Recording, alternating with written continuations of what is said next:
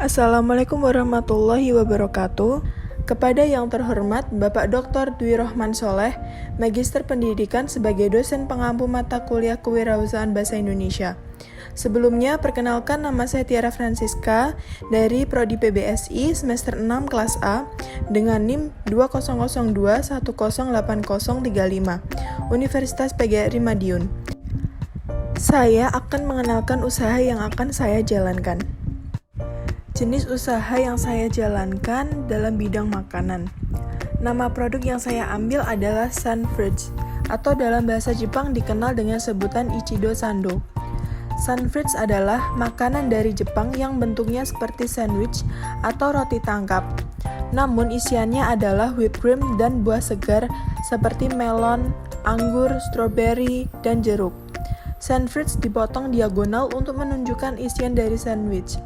Dengan potongan diagonal ini, membuat tampilan sandwich menjadi lebih menarik. Sandwich asal Jepang ini sekarang sedang naik daun di Indonesia, yang merupakan makanan enak dan harganya terjangkau.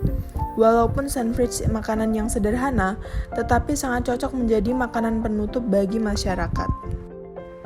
Dalam pembuatan sandwich dilakukan dengan cara yang sangat sederhana, tetapi lebih higienis serta akan dijual dengan harga yang sangat terjangkau.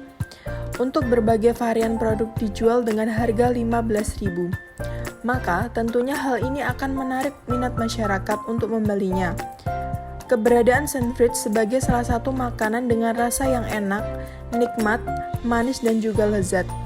Sandwich kekinian adalah brand dari kegiatan usaha yang saya jalankan. Saya ingin mengembangkan dengan memberikan kreativitas bentuk, rasa, dan harga yang menarik tanpa mengurangi isi nutrisi yang terkandung di dalamnya. Sandwich dapat terus berkembang dengan beragam varian isian. Sandwich banyak mengandung nutrisi yang sehat dan bergizi di setiap varian isinya. Sehingga makanan ini dapat dikonsumsi mulai dari anak-anak hingga lanjut usia. Mari kita simak cara pembuatannya.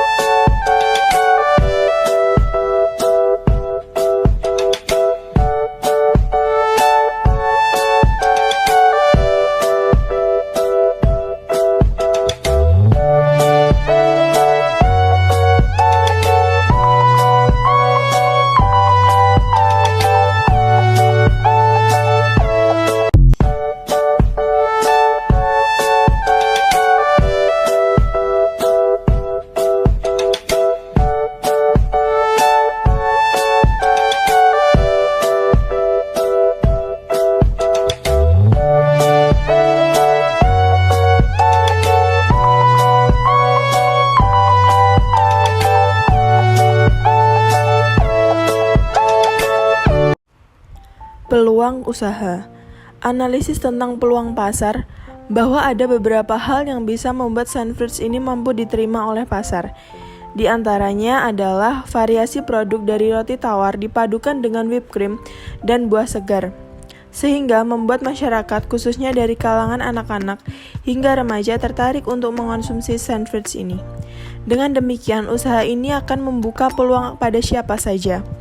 Lokasi pemasaran ditargetkan di wilayah Kota Madiun, karena Kota Madiun memiliki peluang yang cukup besar untuk mengembangkan usaha baru. Banyak beberapa tempat kuliner dan juga merupakan kota dengan siswa dan mahasiswa yang cukup banyak. Lalu selanjutnya ada kemampuan modal atau finansial.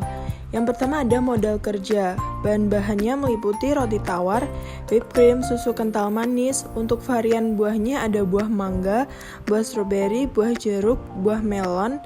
Dan untuk alatnya ada plastic wrap, mixer, mika segitiga. Berikut tertera banyak jumlah barang yang dibutuhkan dan jumlah biaya yang akan digunakan untuk membuat modal usaha sandwich buah. Yang selanjutnya ada modal operasional, meliputi biaya listrik, biaya air, dan biaya internet. Untuk biaya listrik per bulan dibutuhkan 150.000, untuk biaya air 100.000, dan biaya internet 60.000. Jadi total biaya keseluruhan modal operasional 310.000. Untuk strategi pengembangan usaha, yang pertama membangun brand atau merek agar lebih dikenal di pasar luas, seperti pemberian label sandwich dan sebagai pembeda antara produk satu dengan produk lainnya. Yang kedua, bisa menambah modal. Dibutuhkan suntikan modal untuk menambah kapasitas produksi, memaksimalkan promosi seperti menggunakan tabungan pribadi, menjual aset, atau meminta dukungan investor. Lalu yang ketiga, menetapkan strategi penjualan yang tepat, seperti strategi penjualan HAN atau berburu konsumen baru. Hal ini lumayan cukup sulit karena harus mulai mengenalkan produk dari awal sehingga butuh usaha. Lalu yang keempat, optimalkan analisis SWOT. SWOT sangat bermanfaat untuk mengetahui bagaimana kondisi yang terjadi dalam bisnis. Yang kelima, bergabung dengan komunitas seperti komunitas penjual grup WA, Instagram, dan Facebook. Dengan terjalinnya relasi, maka bukan tidak mungkin ke depannya akan muncul kolaborasi bisnis dengan tujuan menjangkau konsumen baru. Lalu yang keenam, bisa melakukan sistem promosi di sosial media seperti WhatsApp, Instagram, maupun Facebook. Yang ketujuh, menentukan harga sesuai dengan kualitas yang maksimal. Lalu yang kedelapan, inovasi produk dengan berbagai macam varian penambahan topping yang unik supaya lebih menarik. Selanjutnya, potensi sumber daya manusia. Pilihlah sumber daya manusia yang terbaik. Dibutuhkan seorang karyawan dalam membantu ketika menjalankan bisnis. Sebaiknya memilih seorang yang punya pandangan ataupun pengetahuan terkait bisnis yang sedang saya jalani. Jadi, saya tidak akan ragu dalam melakukan seleksi maupun rekrutmen, agar bisnis dapat melejit, pesat, dan menghasilkan keuntungan. Karena inilah salah satu strategi pengembangan bisnis yang maksimal. Lalu selanjutnya, kemampuan pengelolaan. Yang pertama ada kemampuan mengelola keuangan secara efektif, sangat penting dilakukan dalam mengembangkan bisnis. Saya harus memperkirakan arus kas dan penjualan serta mengawasi laporan laba rugi perusahaan. Lalu yang kedua, memasarkan dan menjual produk. Saya akan menyediakan layanan pelanggan yang baik, juga memiliki strategi pemasaran yang membantu menghasilkan penjualan dan mengembangkan bisnis. Yang ketiga, kemampuan berkomunikasi dan negosiasi. Komunikasi dan negosiasi perlu dilakukan dengan para pemasok, calon investor, dan para pelanggan serta karyawan.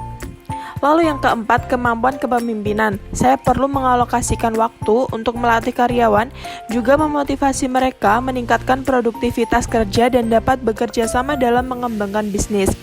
Yang kelima, kemampuan menyelesaikan masalah. Perlu membuat keputusan dengan baik dan harus siap dengan berbagai masalah yang datang menghampiri. Lalu selanjutnya, yang keenam, kemampuan membangun hubungan yang baik melalui jaringan. Bisa membantu saya untuk mengembangkan bisnis dan mendapatkan dukungan yang suatu saat diperlukan.